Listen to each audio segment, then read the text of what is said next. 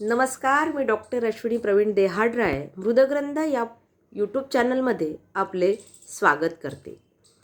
अरण्ययात्री श्रीयुत मारुती चितमपल्ली यांच्या पक्षीकोशाचे वेगळेपण या विषयावर मी आज बोलत आहे.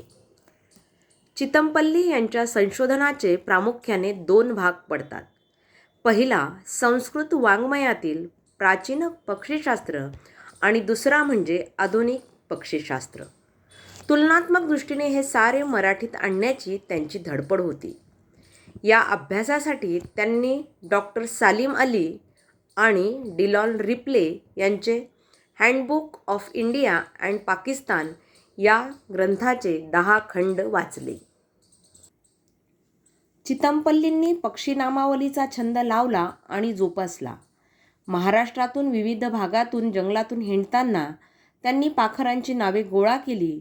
या कोशात पक्ष्यांची नावे, पक्ष्यांची निवासस्थाने, पक्षीगण, पक्ष्यांचे गायन आणि भाषा, पक्ष्यांची घरटी आणि वीण, पक्ष्यांचे स्थलांतर, भारतातील दुर्मिळ पक्षी, पक्ष्यांची उपयुक्तता, पक्षी आणि माणूस, लोकसाहित्यातील पक्षी, पक्ष्यांचा चारापाणी, पेट्यांची घरटी, पक्षी जगत आणि पक्षी निरीक्षण,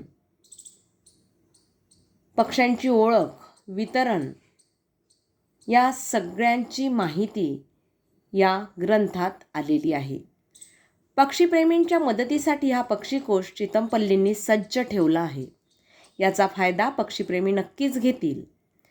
डिक्शनरी हा शब्द आता सर्व परिचित आहे, पण आपण आजपर्यंत इंग्रजी मराठी, हिंदी संस्कृत, संस्कृत इंग्रजी अशा पद्धतीच्या कोशाचा अभ्यास केला आहे.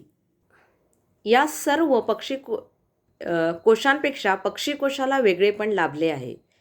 त्याचे सर्व श्रेय चितमपल्लींच्या प्रयत्नांना द्यावे लागेल. हा पक्षीकोश कुठल्याही 1-2 भाषेतील आलेले शब्द घेऊन आपल्यासमोर साकारत नाही, तर ते नाव विविध भाषेत कसे वापरल्या गेले याचीही माहिती या कोशात आहे. हे सर्व इतर भाषेतील शब्द देवनागरी लिपीत लिहिलेले असल्यामुळे मराठी वाचकाला, अभ्यासकाला सोयीचे झाले आहे. हिंदी, गुजराती, तेलुगू, कन्नड, तमिळ, कोकणी, माडिया, गोंड, पारधी या सर्व भाषेतील त्या एकाच पक्ष्याची नावे दिली आहेत. त्यामुळे पक्षीमित्रांसाठी पर्वणीच ठरणारा हा पक्षीकोश आहे. पक्षीकोश अशा प्रकारे दिलेला असताना मोठा बगळा या पक्षाची आपण नावं कशा पद्धतीने दिलेली आहेत, एक उदाहरणादाखल म्हणून मी इथे दाखवू इच्छिते. ईस्टर्न लार्ज इग्रेट इंग्लिशमध्ये आंतरराष्ट्रीय नाव आर्डिया एल्बा मॉडेस्टा जेई ग्रे. आंतरराष्ट्रीय नाव आणि त्याचा अर्थ, मग मराठीत दिलेलं नाव, मग हिंदीमध्ये दिलेले नावं, संस्कृत, गुजराती, तेलुगू म्हणजे पेद्द तेल्ल कोंग. आपल्याला वाचायला अगदी देवनागरी लिपीत असल्यामुळे सगळ्या भाषेतील नावं वाचण्यासाठी सोपे आहेत आणि सोबतच ओळखण आणि वितरण, निवासस्थाने यांचीही माहिती या पक्षीकोशात आलेली आहे. भारतात आढळून येणाऱ्या सुमारे 3000 पक्ष्यांच्या जातींची नावे इंग्रजीत उपलब्ध आहेत. माहीम भटांनी ज्याप्रमाणे लीळाचरित्रातील लीळा संशोधन केल्या, त्याच संशोधन वृत्तीने त्यांनी पाखरांची माहिती व नावे गोळा केली. आद्य संशोधक माहीम भटांना ते आपले आदर्श गुरु मानतात. आद्य ग्रंथ म्हणून लीळाचरित्राचा उल्लेख आहे. तसेच मराठीतील आद्य पक्षीकोश म्हणून मारुती चितमपल्ली यांच्या पक्षीकोशाचा उल्लेख केला जात आहे.